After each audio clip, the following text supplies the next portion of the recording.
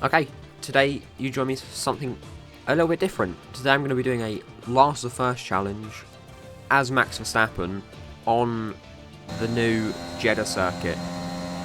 I haven't really played it before. I did like 1 or 2 quick laps when it first came out. I don't really know track limits and things, so I've turned rules off just so I don't get penalties and shit for mistakes of me going off track, because I don't know how to do it. I'm just going to retire the car in qualifying so we can start from the back. And then, yeah, we'll get straight into it. Again, never really driven this circuit, Greetings but and we welcome move. to Jeddah for what promises to be a sensational slice of world-class motorsport. We're off to the Saudi Arabian Grand Prix. So let's take a look at the topographical map of the Jeddah street circuit. As you can see, a number of challenging corners for the drivers to master here. We'll see just how much the teams have benefited from their time spent in practice this weekend. And like many street circuits, this track has the potential to punish drivers that get it wrong. Let's hope we avoid any safety cars today. And as always, a man with plenty of racing experience joins me in the commentary box. Today it's Anthony Davidson. Tell me, Ant, you're no stranger to surviving the melee of turn 1. So how do you keep out of trouble when there's so much going on around you? Well, the throttle goes both ways, Crofty. You've got to have the discipline not to try and win the race on the first lap. So always be prepared to lift early and give those around you more space. Trying to be the last of the late breakers with half a dozen cars around you may pay off from time to time, but it's also a great way to lose your front wing.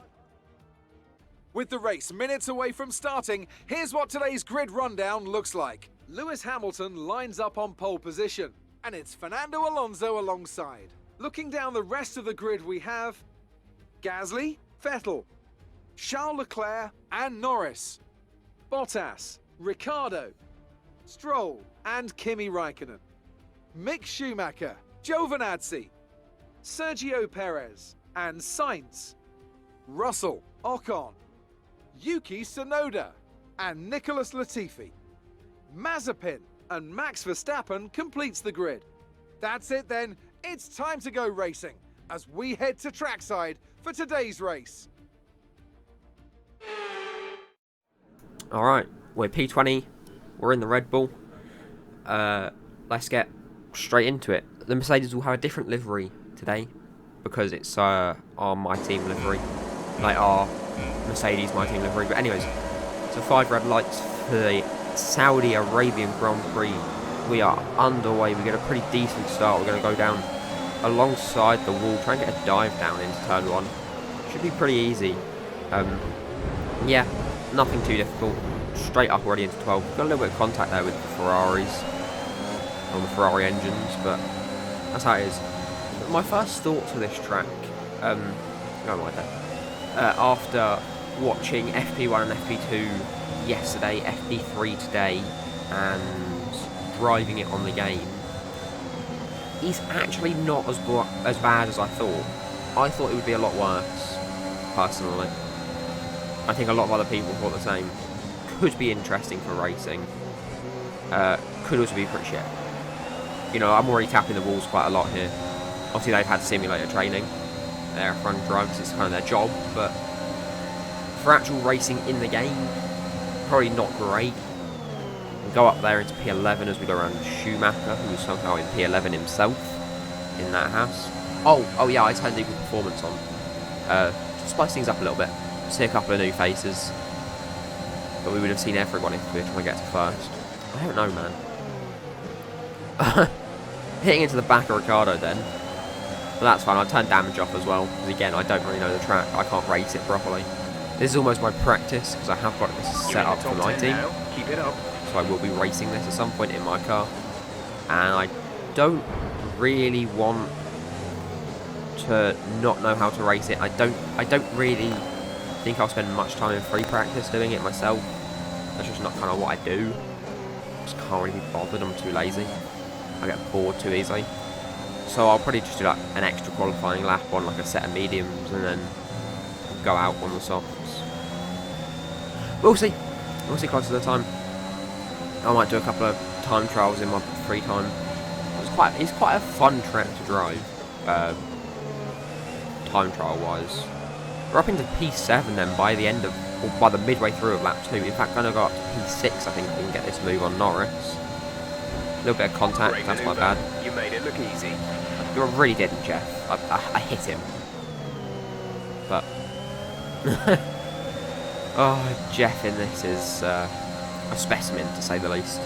Anyway, it's going to get a new look at this Mercedes livery. We didn't get to see it last race because we didn't get near the Mercedes. We overtook them in the pits.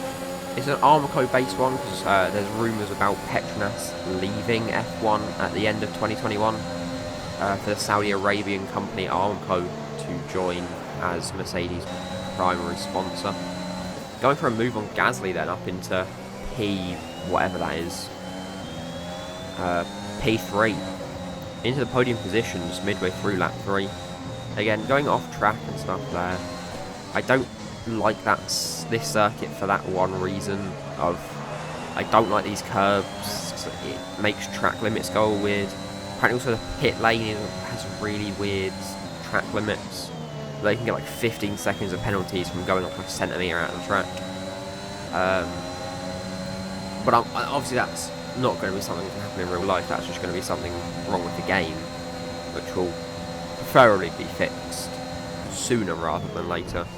Reminds me of that COTA glitch where like every car would just pass a safety car and get disqualified and you'd win by default. Like you could retire there and then and still win the race. That only happened to me once in a driver career, luckily. So I would have been a bit annoyed if I won a race just from some weird glitch. Unless it's a funny glitch, but that's just not that funny, that's just annoying. Alright then, making a move for first position on Hamilton. We get past him on lap 4 to getting close to lap 5 then.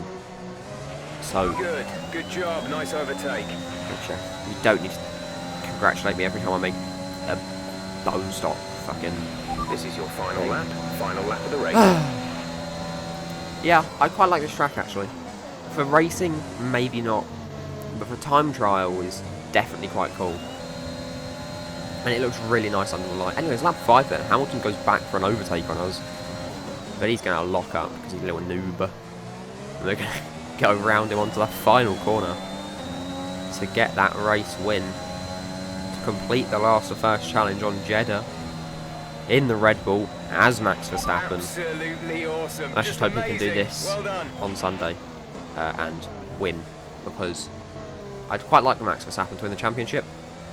So I want to see someone new coming out with a driver championship. Effort from the team and a magnificent drive to secure victory here at the Saudi Arabian Grand Prix. What do you think it was, Ant, that gave them the edge over the competition today? Well, when you overtake that many people, I'd certainly hope you'd win the race. Their car was really effective in the slipstream here today, and the team will be pleased that they didn't cook the engine, given how long they were spending in the hot air behind other cars. They had a lot of confidence to push their tyres hard as well, especially going into the corners, which allowed for some late braking and some exciting passes.